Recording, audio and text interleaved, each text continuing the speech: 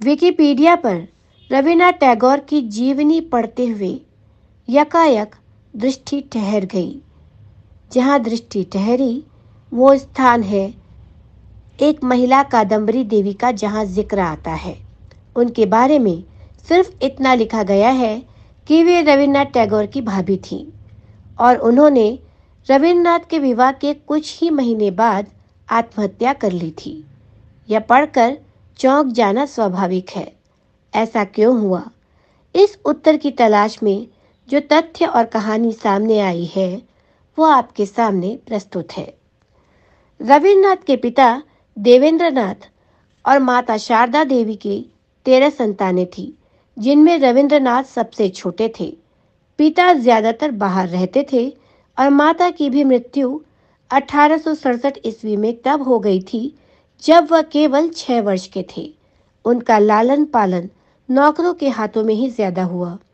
इसके करीब 1 वर्ष बाद 5 जुलाई 1868 को रवीन्द्रनाथ के बड़े भाई ज्योतिरिंद्रनाथ टैगोर का विवाह हुआ और 9 वर्ष की बालिका कादम्बरी देवी उनकी वधू बनकर आई। उस समय रवीन्द्रनाथ 7 वर्ष के थे, जबकि उनके भाई ज्योतिरिंद्रनाथ करीब 20 वर्ष के। यहाँ बताते चले आपको कि बंगाल पुनर्जागरण का हिस्सा होने के बावजूद इस परिवार में बाल वधू लाने का रिवाज नहीं बदला था।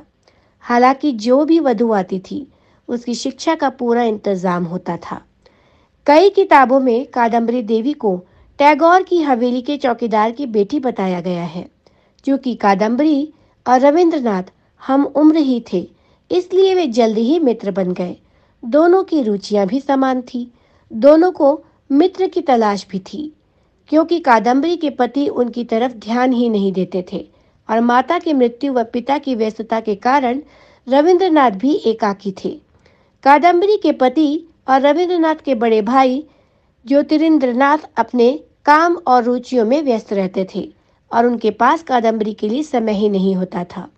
वह रंगमंच, पेंटिंग, अनुवाद, संपादन, संगीत और व्यावसायिक कार्यों में स्वयं को खपाए रखते थे। रवीन्द्रनाथ ने कादम्बरी को हैकेट उपनाम भी दिया था, जो एक ग्रीक देवी का नाम था और चंद्रमा व जादू से जुड़ा था। कादम्बरी रवीन्द्रनाथ को भानु कहती थी। कादम्बरी देवी रवीन्द्रनाथ के लिखने की प्रेरणा थी। वह न केवल उन्हें प्रेरित करती थी बल्कि उनका ख्याल भी रखती थी। जैसे जब रवीन्द्र गर्मी के मौसम में कविता सुनाते थे तो कादम्बरी उन्हें हाथ से पंखा झला करती थी। इस प्रकार का एक दृश्य सत्यजीत रे की फिल्म चारुलता में भी है।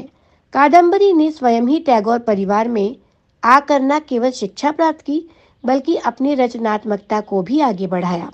कादम्बरी देवी शुरू में रवीन्द्रनाथ की बचपन की साथी थी। धीरे धीरे वह उनकी संरक्षिका जैसी हो गई और उन पर ममता लुटाने लगी। बाद में यह रिश्ता प्रेम में बदल गया। कृष्णा कृपलानी की किताब टैगोर अ लाइफ के अनुसार रवीन्द्रनाथ शायद ही कोई काम अपनी भाभी कादम्बरी से पूछे बगैर करते थे। स्वयं रवीन्द्रनाथ टैगोर ने लिखा है कि 13 से 18 वर्ष की आयु के बीच जो गीत उन्होंने रचे वे कादम्बरी के लिए उनके ही बगल में बैठकर लिखे गए। 1878 में वे रवीन्द्रनाथ टैगोर बैरिस्टर बनने की इच्छा के लिए इंग्लैंड चले गए, लेकिन 1880 में वे अध्ययन पूरा किए बिना ही वापस बंगाल आ गए।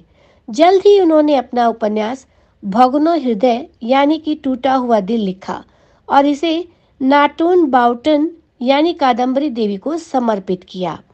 9 दिसंबर 1883 को भवतारिणी देवी नाम की एक बालिका से रवीन्द्रनाथ का विवाह कर दिया गया। लिखा गया है कि यह विवाह इतनी जल्दी में हुआ कि परिवार के कई लोग इसमें उपस्थित ही नहीं थे। रवीन्द्रनाथ ने पत्नी का नाम बदलकर मृणालिनी कर दिया।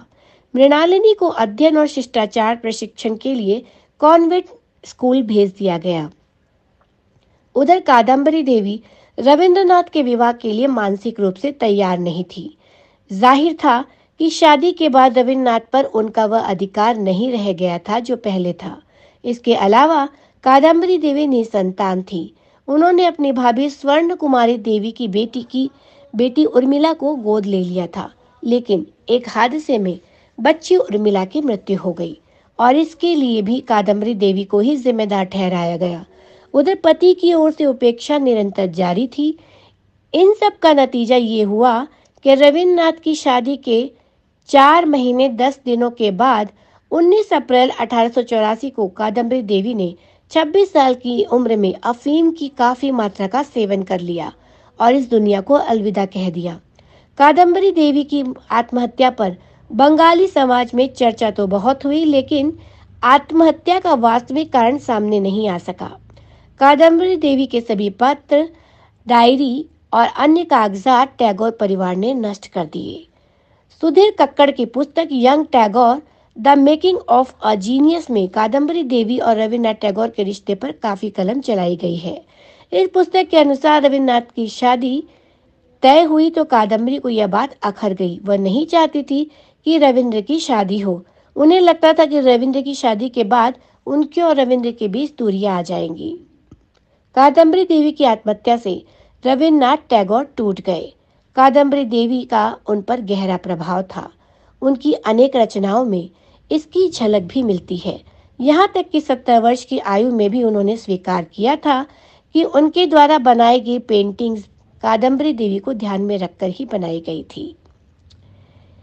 उन्होंने ये कहा था, she my queen has died and my world has shut against the door of its inner apartment of beauty which gives on the real test of freedom. Rabindranath Tagore की कहानी नष्ट नीर यानी कि टूटा हुआ घर कादम्बरी देवी पर ही आधारित थी। इसमें कादम्बरी देवी, उनके पति ज्योतिरिंद्रनाथ और रविन्द्रनाथ टैगोर की स्पष्ट झलक मिलती है। इस कहानी पर बाद में सत्यजीत रे ने चारुलता नामक एक फिल्म बनाई और फिल्म में इस बात का स्पष्ट संकेत मिलता है कि कादम्बरी देवी और रविन्द्रनाथ टैगोर का रिश्ता स्नेह से प्रेम में विकसित हो सकता है। कादम्बरी देवी की आत्महत्या के बाद रविन्द्रनाथ और उनकी पत्नी के बीच भी कुछ समय तक तो दूरियां रही।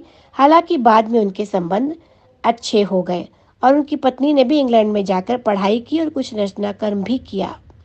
दोनों की 5 संतानें भी थी। बंगाल में रविन्द्रनाथ टैगोर और कादम्बरी देवी की जीवन को आधार बनाकर कई फिल्में भी बनी और यह सिलसिला 21वीं सदी में भी जारी रहा।